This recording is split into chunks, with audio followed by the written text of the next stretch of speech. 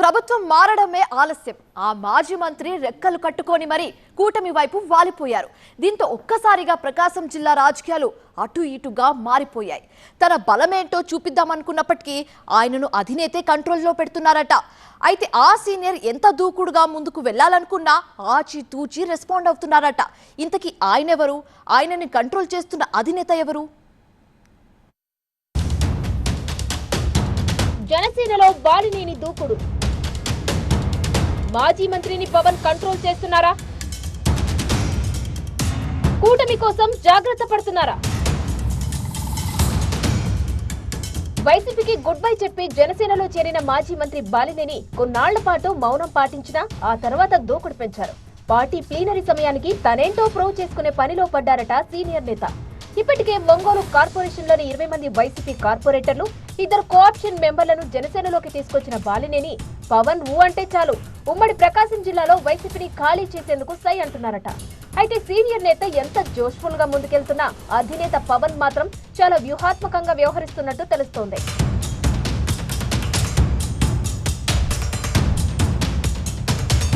బాలినేని చొరవతో జిల్లాలో వైసీపీకి చెందిన జడ్పీటీసీలు, ఎంపీపీలు, ఎంపీటీసీలు, సర్పంచులు సైతం భారీ సంఖ్యలో జనసేనలో చేరేందుకు ఆసక్తి చూపుతున్నారట.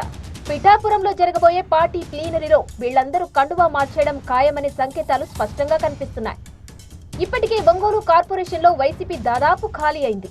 అక్కడ పార్టీకి మిగిలిన 4 సభ్యులు సైతం పలు కారణాలతో గోడ దూకకపోయినా సరైన సమయంలో మద్దతు ఇస్తామని కూటమి నేతలకు హామీ ఇచ్చినట్లు సమాచారం.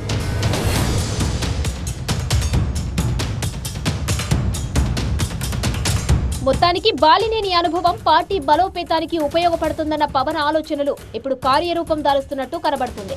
భారీ స్థాయిలో చేరికలతో జనసేన బలమైన పార్టీగా అవతరిస్తుంది. అంతేకాదు ప్రకాశం జిల్లా నేతలకు పార్టీ కార్యక్రమాలు, కీలక బాధ్యతలు అప్పగిస్తోంది అధిష్టానం.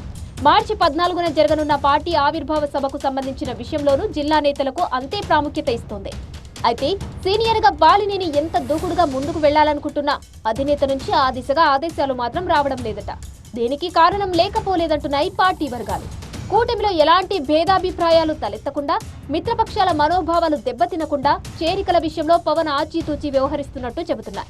అందుకు అనుగుణంగా కార్యాచరణ రూపొందించాలని జనసేన అధినేత నిర్ణయించినట్టు తెలుస్తుంది. స్థానిక టీడీపీ నేతల ఒత్తిడి వల్లే మొన్నటి వరకు బాలినేని కుమారుడికి ఎంట్రీ పాస్ ఇవ్వలేదట పవన్.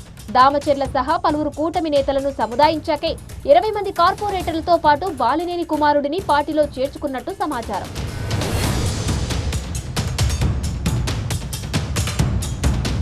ఏదేమైనా ప్రకాశం జిల్లా వైసీపీ నుంచి జనసేనలోకి మరిన్ని చేరికలు ఉంటాయన్నది మాత్రం స్పష్టమవుతుంది. పార్టీ ఆవిర్భావ సభలోనే మరికొందరు స్థానిక ప్రజాప్రతినిధులకు కండువా మార్పించేలా బాలినేని భారీ వ్యూహరచనే చేస్తున్నట్టు తెలుస్తోంది. మరి ఎత్తుగడల్ని వైసీపీ హైకమాండ్ ఎలా అడ్డుకుంటుందో చూడాలి.